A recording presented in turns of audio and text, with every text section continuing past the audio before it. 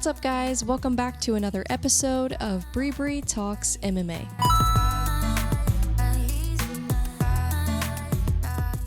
Before we get into the episode, let's go ahead and take a minute to show some love to our sponsors. You guys know I love combat sports, you know I love to watch fights, but you know what else is a real fight? Is dealing with health insurance. Oh my god, it is so frustrating, and especially this time of year when you're trying to figure out what is the best plan for you and you're trying to get everything in place to start off next year. And just like in MMA, when you're dealing with these health insurance companies, you want to make sure that you have the best in your corner. And that's where Bruce from Watson Health Group comes in. And not only is Bruce a licensed health professional based right here in St. Louis, Missouri, but he's also a die-hard MMA fan. And trust me, when you're looking for a health insurance agent that's going to fight for you, Bruce is your guy. So go ahead and visit watsonhealthgroup.com, fill out the form, and see how Bruce can protect you from getting knocked out by unexpected medical costs. Good morning.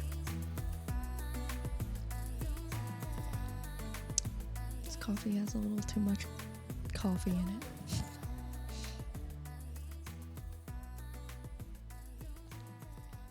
Not my favorite taste, but does the job. It gets the job done. So today we are going to talk about the past UFC event from Saturday.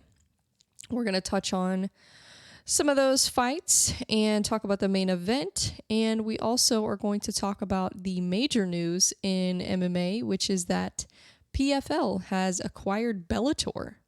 I also saw something about One Championship being in possibly some financial trouble, and there is just a ton going on right now, as usual, in the MMA world, so we are going to get into all of it, but first, we will go over the UFC event. So it was another Apex event, which, I don't know.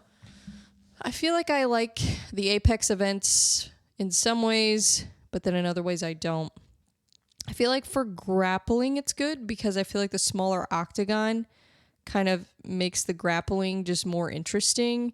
And I feel like it makes the stand-up more interesting too, just a smaller octagon. But other than that, yeah, the no crowd still it just reminds me of COVID.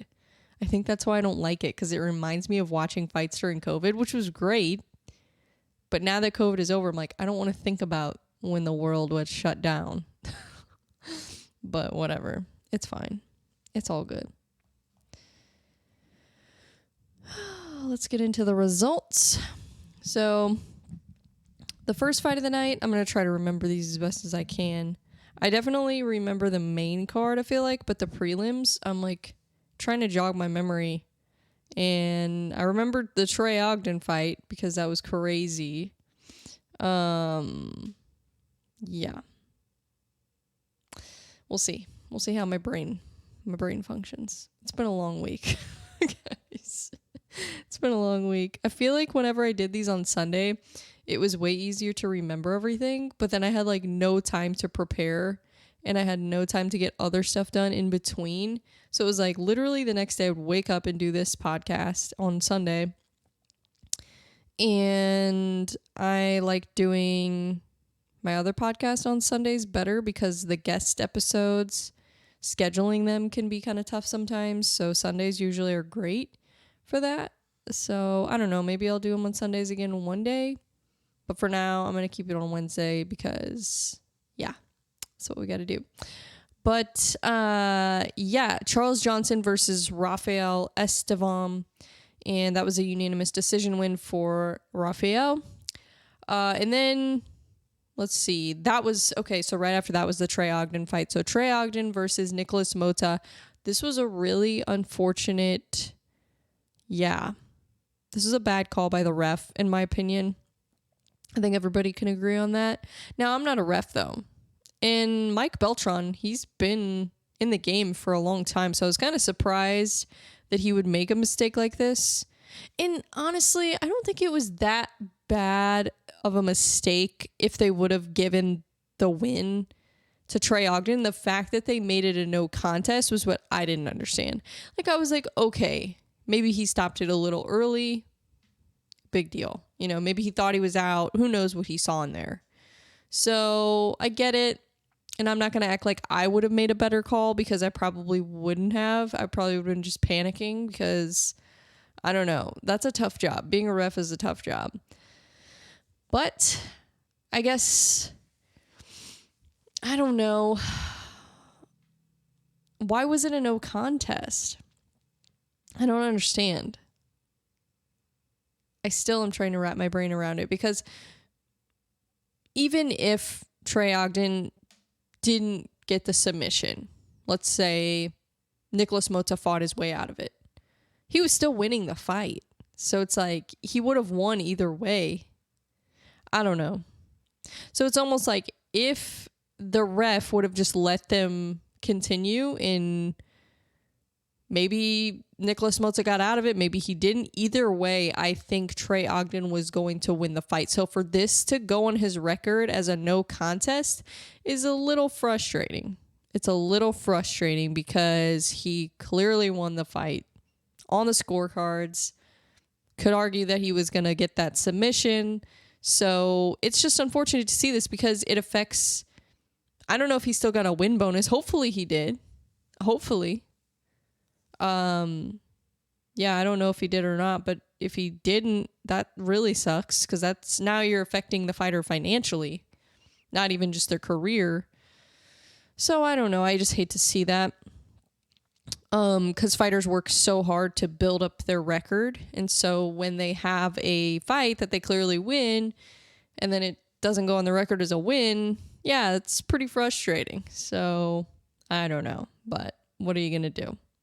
The next fight, Lucy Pudilova versus Eileen Perez. This was a unanimous decision win for Perez. Not surprised. She is, yeah, she's really talented. I really enjoy watching her fight. That was a great fight. It was a fun fight. And I don't know, I feel like women's MMA is really starting to get some traction, I guess, especially in the UFC. I feel like the women's fights are getting better and better every time. And I know a lot of people, like Sean Strickland was like, women's MMA is lame, which we can unpack that later. That was just a dumb statement. And I like Sean Strickland, but when he said that, I'm like, dude, no. There's a lot of great female. One of the best fights of all time was a female fight. Joanna versus Zhang Weili. Hello. So, yeah, that's just crazy to say that. But I feel like women's MMA is heating up. It is getting better. I feel like the fights are more exciting. And sometimes the female fights are more fun to watch than the men's fights, honestly. So, yeah. Whatever. Losers that don't like women's MMA. I'm joking. Jekka Saragi versus Lucas Alexander. Oh yeah, this was a round one. I can't remember if it was a TKO or a KO, whatever they counted as, for Saragi. Yeah, that was a crazy good performance. And then there was, let's see, are we still in the prelims? Oh wow, yeah, there's a lot of prelim fights. Mick Parkin versus Kyle Machado. That was a heavyweight fight. That was a unanimous decision for Parkin. Christian Leroy Duncan versus Dennis Tululin. This is a round 2 finish for Duncan. Great performance there. And that was at middleweight. And then Chad Eneliger versus... Sorry, I don't know how to pronounce that name. Eneliger, maybe that's how you pronounce it. Versus Jose Johnson. That was a bantamweight fight. Jose Johnson is ginormous for bantamweight. I mean, he's skinny, but I think he's 6 feet tall.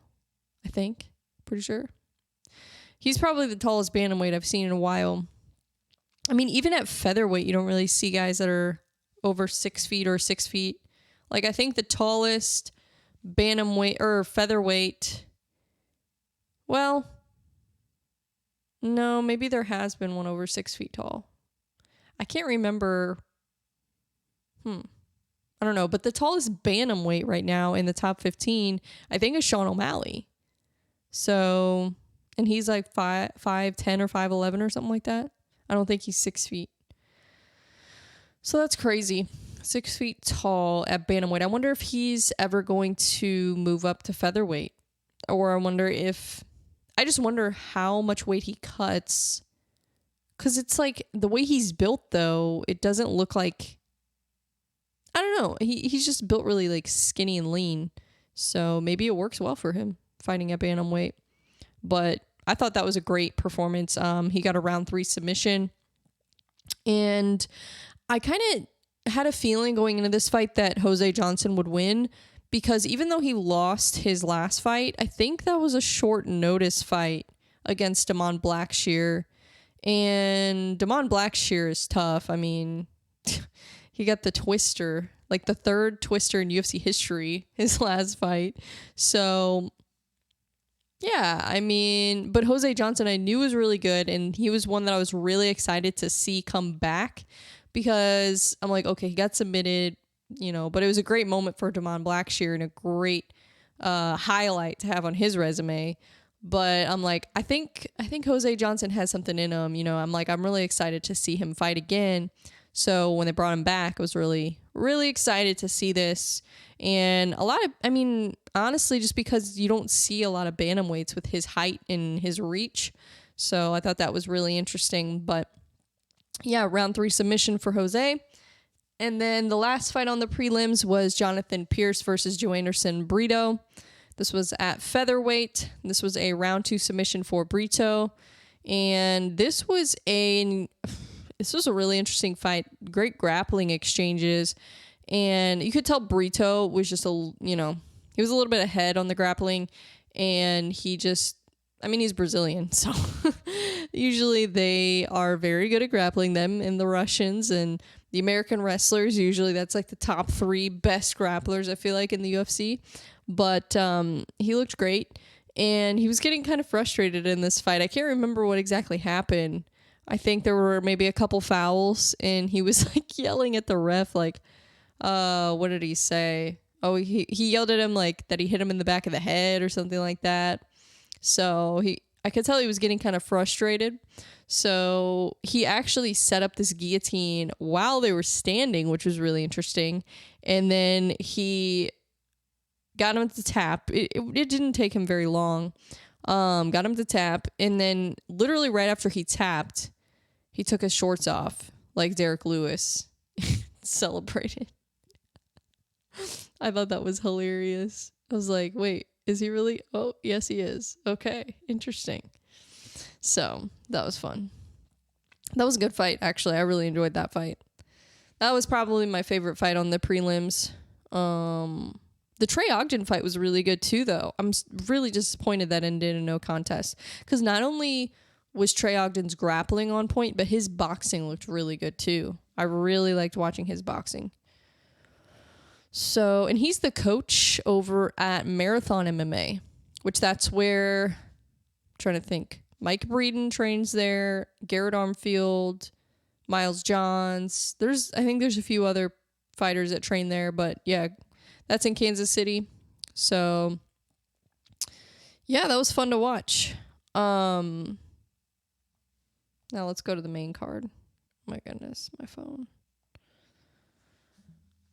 So the first fight on the main card was Uros Medic versus Matebek Orolbai. Hopefully I said that correctly. This was a welterweight fight. This was a short notice fight for Orolbai. I think he took it on like a few days' notice. And it was a round 2 rear naked choke for Orolbai. And it was a very interesting fight. A lot of grappling from Orolbai. It looked like I don't know. I feel like I'm really curious to see him at 155 after this, because he was saying like, oh, you're going to see more striking from me. You're going to see more, just a different type of performance. So I'm really excited to see that. But honestly, it was a great performance in this fight. He got 7 takedowns, and the first takedown was beautiful. It was a great takedown.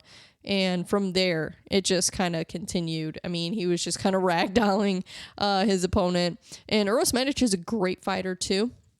He's got some great grappling, great striking. So I honestly wasn't sure how this was going to go, just because he took it on short notice. You never know how that's going to work out. And it's a weight class above the weight class that he's planning to fight at. So yeah, that was awesome. He wants to fight at 155, so I'm curious to see who he gets matched up with. It looks like he might have a lot of potential to go very far in this sport just based off what I've seen. And I think this was his debut, if I'm not mistaken. And I think he only has one loss on his record. So, yeah, very exciting to see that. That performance was awesome. It was, round 2 submission, and his grappling is fantastic. Next fight. This was probably my favorite fight on the card. Luana Pinheiro versus Amanda Ribas at strawweight. I do like Amanda Ribas back at strawweight. I think she belongs there. And this was a round 3 TKO for Amanda Ribas. So this was a really interesting fight. And honestly, if Ribas wouldn't have finished Pinheiro at the last, I can't remember how far it was into the third round. But if she wouldn't have finished it, I don't know that she would have won the fight. Because, the third round, I don't know who I would have given it to. I don't know. But the first round probably would have given to Luana. The second round probably would have given to Ribas. But I don't know. I don't know about the third round. It was interesting. It was a war, honestly. I mean, Luana did a lot of damage to Amanda Ribas, but Amanda Ribas really made some adjustments in the second round, and I think that was a big key to victory for her, was just, she really kind of cleaned up her striking. And Luana was throwing some pretty wild punches. Like, she was definitely in there trying to take Amanda's head off, trying to brawl. And it was fun, honestly. I actually really enjoy watching Amanda Ribas in this type of fight. Wasn't expecting this type of fight necessarily, but yeah, really fun to watch. She's awesome. That's what I was kind of saying with women's MMA getting better.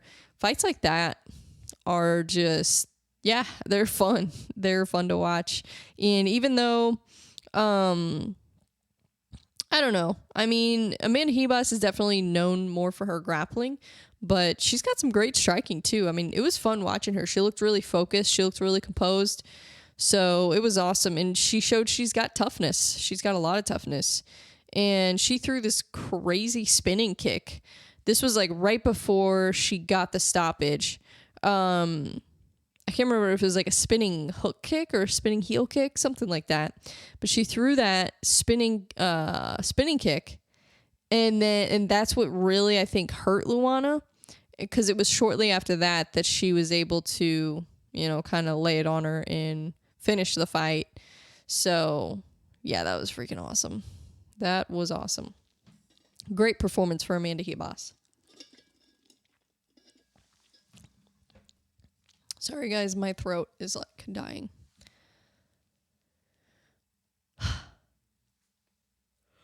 And yawn. Okay, back to normal. Sorry, guys. I'm struggling. It's early in the morning. My allergies are always way worse in the morning, so that's what's going on. Next fight was a Contender Series debut. Peyton Talbot. He was on Contender Series this year, and he had a great performance in Contender Series, so I was really excited to see him. He's probably the one I was most excited to see their debut, just because I feel like he stood out to me the most of anybody on Contender Series this season. And he's fighting in the bantamweight division. This fight was against Nick Aguirre, and it was a round 3 submission for Talbot. So, fantastic performance. I thought his grappling was really impressive.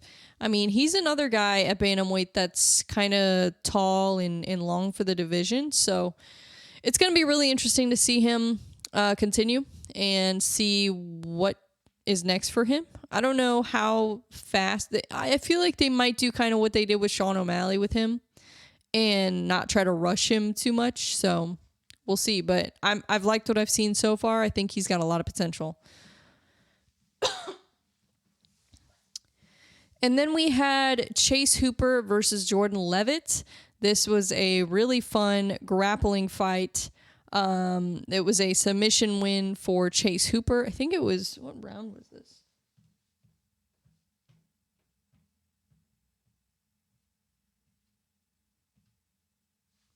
Yeah, this was in the first round. For some reason, I thought it was the second round, but it was the first round. This is a featherweight fight. Sorry, guys. Oh my gosh, my throat. The grappling exchanges from both sides, honestly, in this fight were really fun. It was a short-lived fight, but really great grappling, and they both were going for leg locks at the same time at one point, so that was really interesting. But then basically what happened was Hooper, he kind of just capitalized on an opportunity to take Jordan's back, and, you know, it's just a little mistake that Jordan made on the ground, and it really cost him. And Chase Hooper recognized it right away, capitalized on it, took his back, and sunk in the rear naked choke, and that was it. So I honestly kind of wanted both of them to win in this fight. I really like both of these guys. Jordan Leavitt has such a fun personality. He's so funny, and he's a really good fighter too. That's the thing. Like, he's really fun, really entertaining, and just a fun fighter. And I don't know, I was kind of hoping that he would get a win, but I was also hoping Chase Hooper would get a win because he's so fun to watch too. And he's so young, and I love seeing fighters have a lot of success really early in their career. So especially when, you know, he had faced some adversity early in his career. I think he fought Alex Caceres, I want to say, and he lost that fight. I think that was his first loss. So yeah, I don't know. I didn't know who I wanted to win in this fight. And it was, I mean, up until the choke, it looked like they both really knew how to grapple. And obviously Chase does. He's probably got the better grappling base, I would say, than Jordan Leavitt, but I don't know. I mean, Jordan trains at Extreme, so he's definitely training with some legit guys, especially when it comes to grappling. So I don't know. I think Chase Hooper probably has the edge on the ground, but yeah, it was a fun fight nonetheless, and fantastic performance for Chase Hooper. And I don't know. That's definitely an interesting, I don't know how far up he is in the rankings. I mean, I don't even think he's in the top 15. There's no way he's in the top 15 yet. No, I don't think. But it'll be interesting to see how he progresses in his career. And yeah, like I said, I don't know how far up he is in like the unofficial rankings.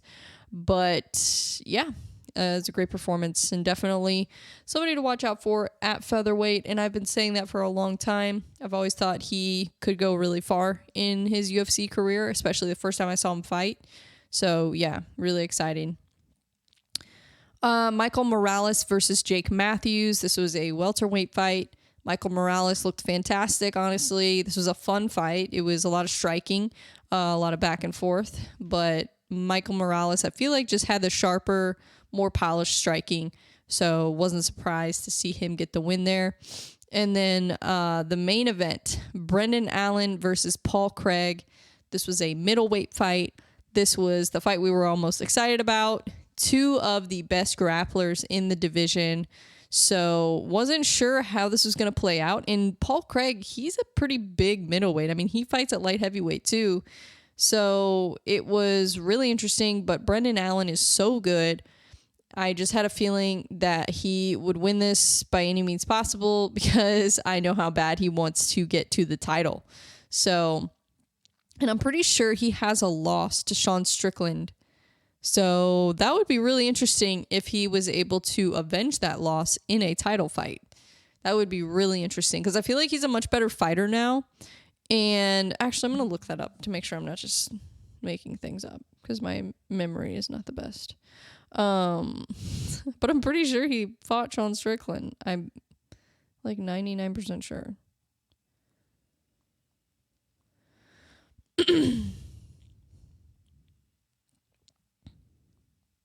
Yeah, he fought Sean Strickland in 2020. Oh, this was like during COVID. Oh, this was on the Felder versus Dos Anjos card. Yeah, so Sean Strickland got a round 2 TKO. This was a catchweight fight. Interesting. So I wonder if this was originally supposed to be... Hold on. I need to do my research on this.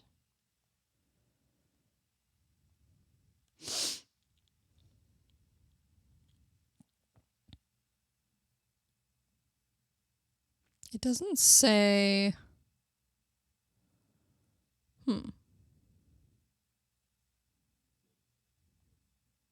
Why was this at catch weight?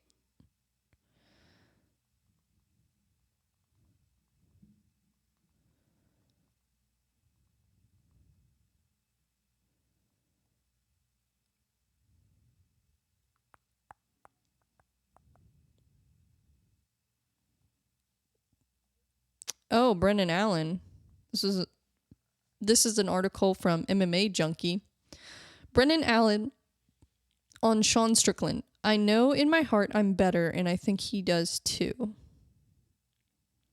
Interesting. So he's pretty confident that he would beat Sean Strickland in a rematch.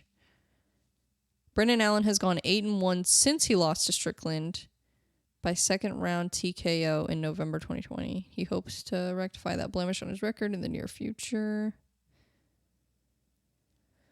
His other loss was Chris Curtis, who, funny enough, is Sean Strickland's training partner. That's really interesting, actually. So he definitely wants to avenge that loss. Now, the other question is, how long is Sean Strickland going to hold on to the belt? Because Brendan Allen's not going to get a title fight right now, but maybe maybe he could get like a number one contender fight with somebody like Hamzat or I'm trying to think, or Whitaker. No, would Whitaker make sense? Let me look at the top 15. Middleweight is so interesting right now. It's all just like kind of jumbled around. It's definitely a lot different than it was before. I mean, I feel like everybody thought that Israel Adesanya was still going to be champion right now. Nobody thought Sean Strickland was going to be champion. We'll see how long he can hold on to it. Yeah, I feel like...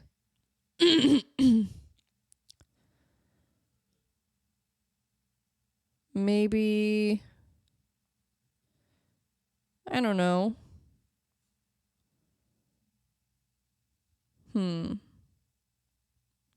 Yeah, I guess either... What Costa always pulls out of fights, so I'm curious to see if they even give him a big fight next. I doubt it. Maybe Vittori or Hamzat? Or is Cannonier still fighting Roman Dolidze? I can't remember when that fight was booked for. December. Oh, I forgot about that. Cannonier tore his MCL. So honestly, I don't know. I actually really like Brendan Allen's chances in the rematch with Sean Strickland because I feel like his striking has gotten a lot better.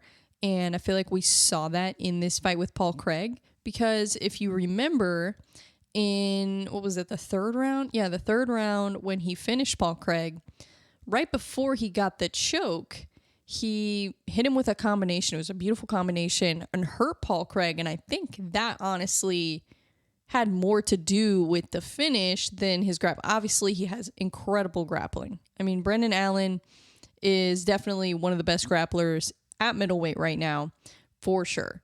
But the way that he got to that point was with his striking, because he threw a really nice combination, landed it clean, and it really hurt Paul Craig. You could tell he was pretty much done, I feel like, at that point. And then Brendan Allen went for a guillotine at first, and then ended up getting on top. Didn't get the guillotine, but ended up getting on top. And then that's what led to that exchange in order to finish the fight and get the tap. But, yeah, it was beautiful. And just the way he took his back too, like, it just shows how advanced his grappling is.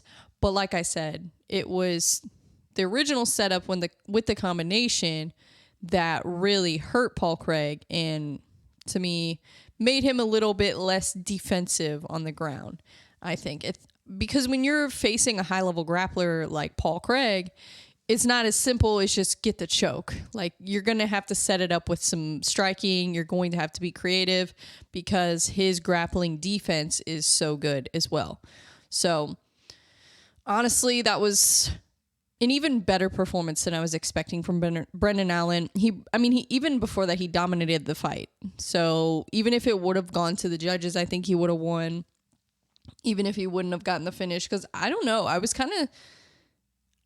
I had a feeling that he was going to get a clear win in this fight, but I wasn't sure if he was going to be able to finish Paul Craig, especially in a submission. So just because how high level Paul Craig's grappling is, I mean, that's what he's known for. So I was really, honestly, kind of surprised. But Brendan Allen's grappling is so good. It's so underrated. So I don't know. I do like the rematch. Because I think his striking has gotten better, but I do think that, honestly, a game plan similar to what he did with Paul Craig, probably, I don't know. I like it. I like the rematch. I don't know who wins that fight. I don't know. But I think it depends on which version of Sean Strickland is in there too. Because if the version of Sean Strickland that beat Adesanya is in there, then yeah, that might be a rough night for Brendan Allen. But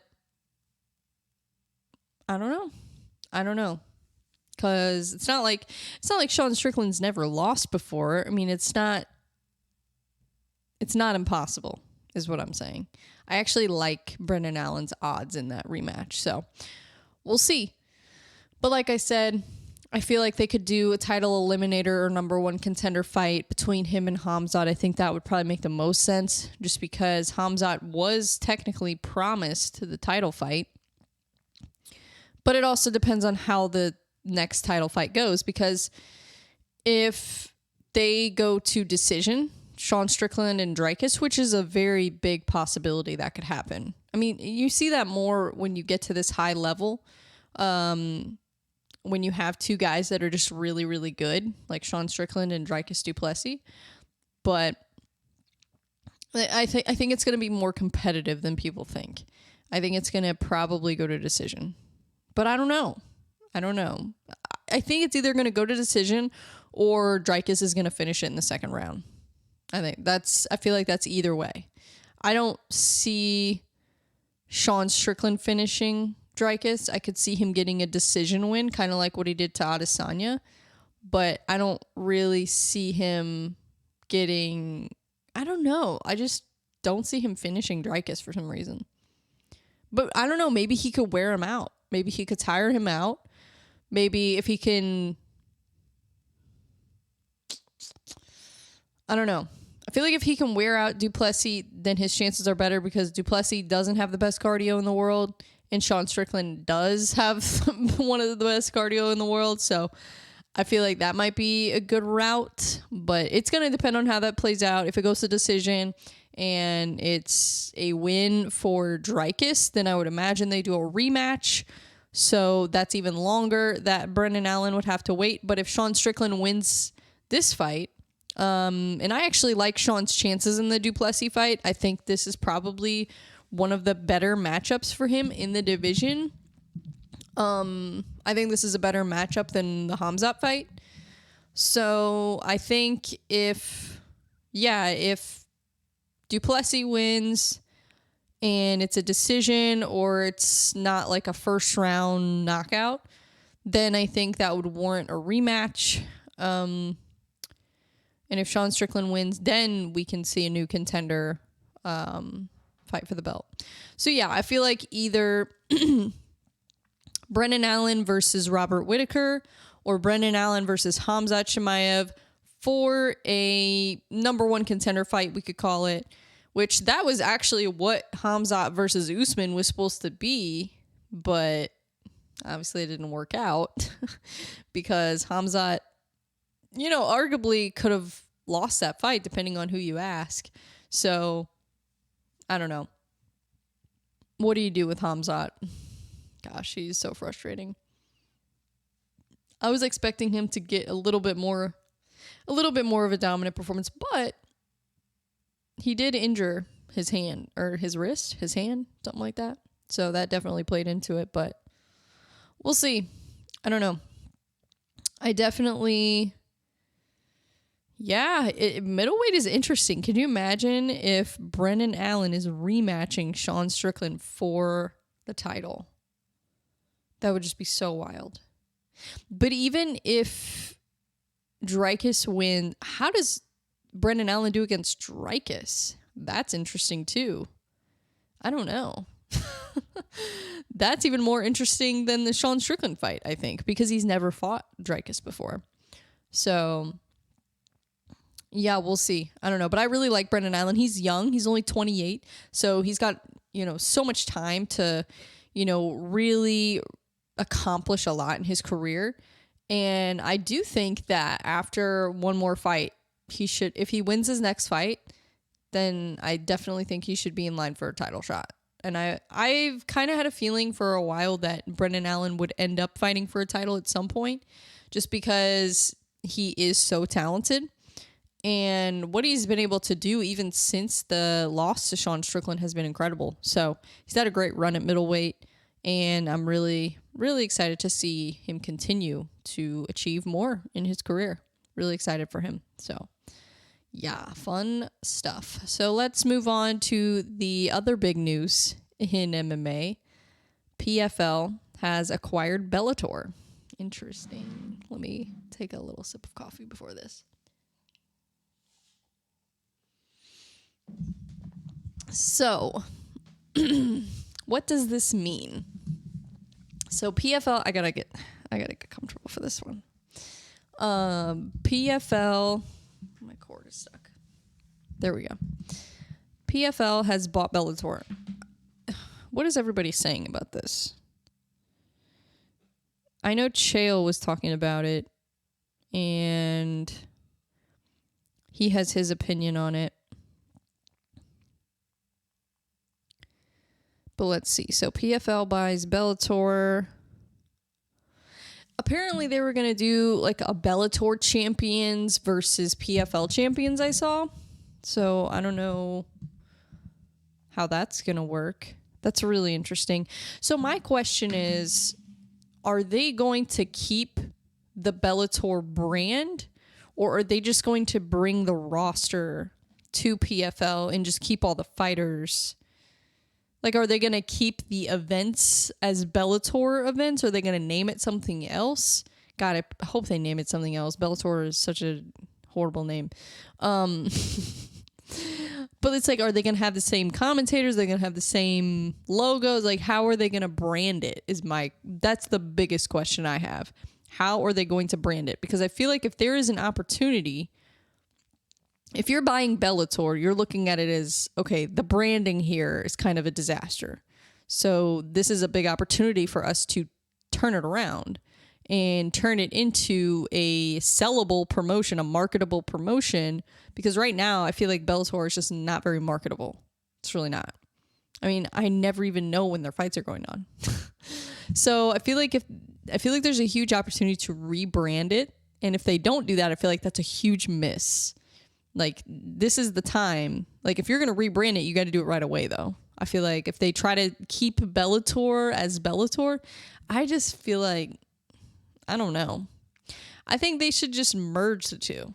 Like, just bring all those fighters into PFL. Because here's the thing.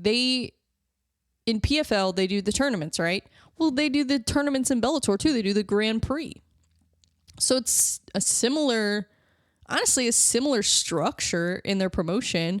It's just that their rankings are set up differently. So I feel like I don't know.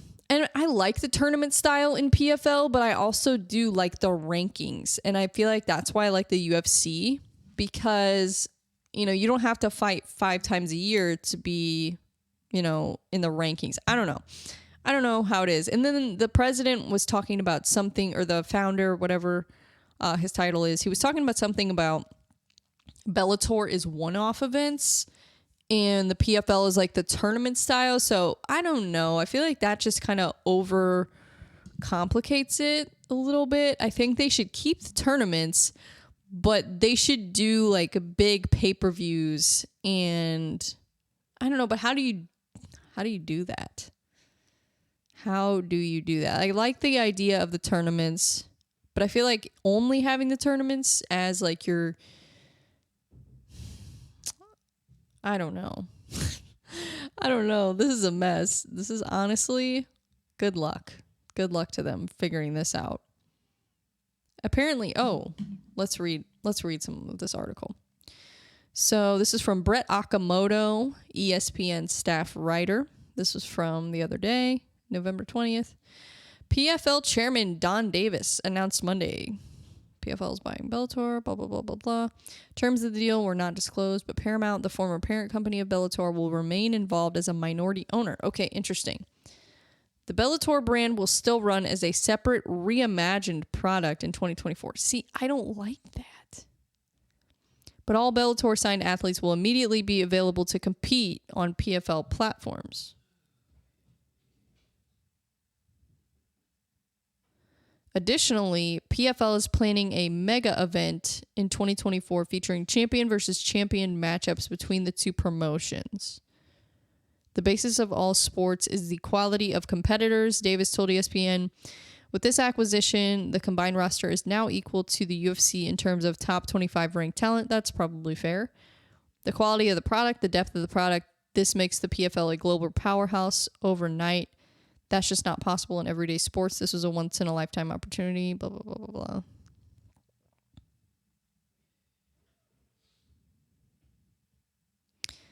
Apparently, Davis told ESPN the PFL has offered Coker and his team at Bellator an opportunity to stay on board. Interesting.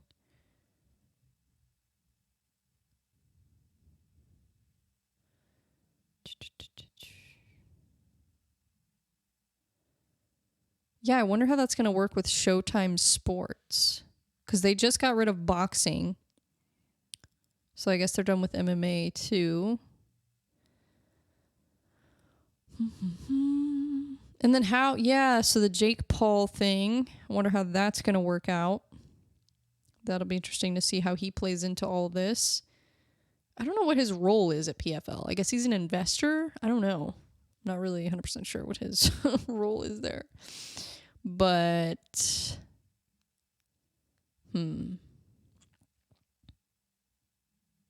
And they're going to keep the Challenger Series, which I do like the Challenger Series. It's kind of like the Contender Series for PFL. Similar concept. They're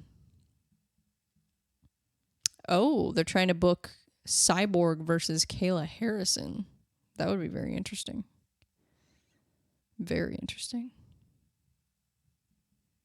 I think Shields versus Cyborg would be really interesting. But Shields, I feel like her grappling just isn't quite there. That's the only problem with her. But her striking is obviously insanely good.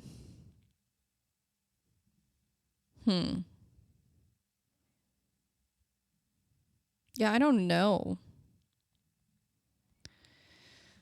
This is so just strange, honestly. But apparently they're going to have a mega event with Bellator champions versus PFL champions.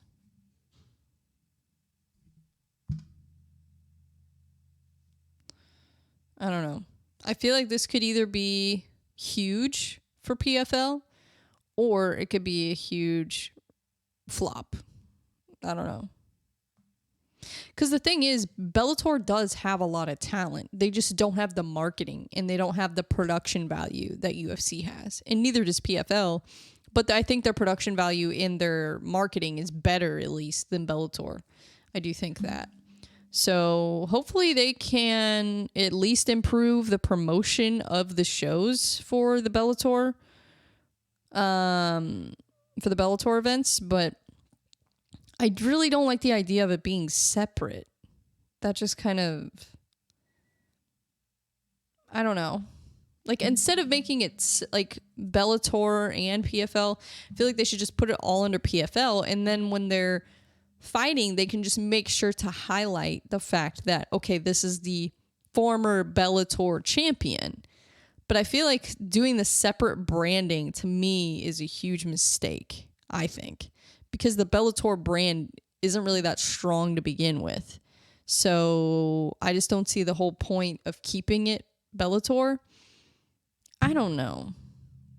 I don't like it. I thought they were just going to take the roster, bring it to PFL, and then rebrand it as PFL and just do less. We'll do the same amount of tournaments, but do just more events. Like, do it more like the UFC, and then still have the tournaments. But I don't know. I guess their idea is the high-level fighters, the elite fighters, they're going to fight on, like, these pay-per-view cards. And then they're going to have the tournaments, and then they're going to have the Challenger Series. So I don't know. I'm not sure. I am not sure.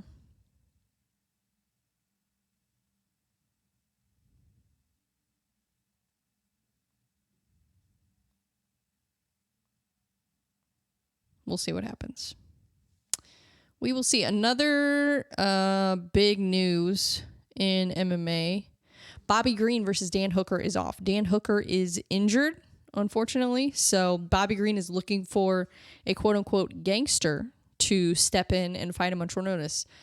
Has anyone checked on Alex Volkanovski? I'm joking. No.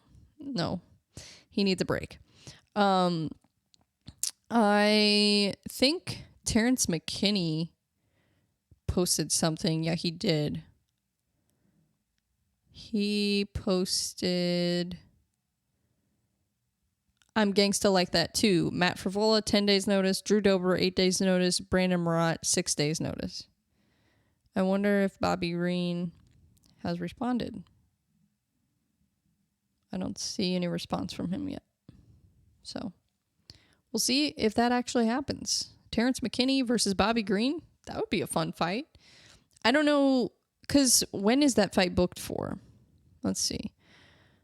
Bobby Green versus Dan Hooker. When was this booked for? Oh, December 2nd. So that's pretty soon. Who would step in on that fight on short notice? I honestly don't know. I don't know. Let's see, UFC rankings. See who's at lightweight. Because it would have to be somebody... Well, it doesn't have to be somebody ranked. It could be somebody that's not ranked.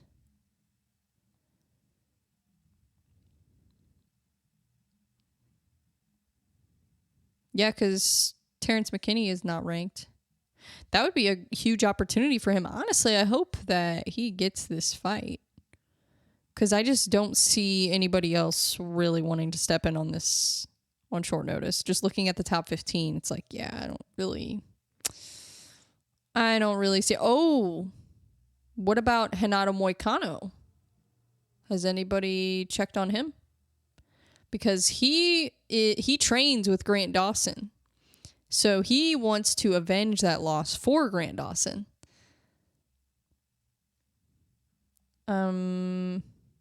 Maybe. I don't know how much weight he cuts or if he would be able to... I don't know. I don't know if he would be able to step in, but that would be an opportunity for him to avenge that loss for his teammate. So we'll see. We will see. Maybe Renato Moicano, or I feel like Renato Moicano or Terrence McKinney stepping in on that fight. I feel like that would probably make the most sense. I mean, Terrence McKinney has already volunteered as tribute, so I don't know if Bobby Green has seen it yet or what he thinks about that. And then Renato Moicano, he is in the top 15, and he did want that fight. He didn't get it. Dan Hooker got it. But he did want that fight originally, so maybe he steps in. Who knows? Let's see. Let's see what happens. I'm really curious now. But anyways, that's all I got for you guys today. Thank you so much for watching, listening, however you consume this. I am working on some things, improving my production value and all this kind of stuff. So coming into 2024, gonna see some improvements. You're gonna see some new stuff. So I'm really excited, and thank you so much to my sponsor, Watson Health Group, for making this possible and just all the support that everybody has given me. I really appreciate. And thank you to Sins and Vices for sending me this lovely crop top. I love it. Check them out. They have great martial arts gear and fitness gear. And yeah, thank you to you guys for supporting me. It's a holiday week, so kind of crazy right now, just with trying to get everything ready for tomorrow, Turkey Day. So happy Thanksgiving to everybody. I hope everybody has a fantastic holiday week and a great weekend, and I will see you next week. Bye.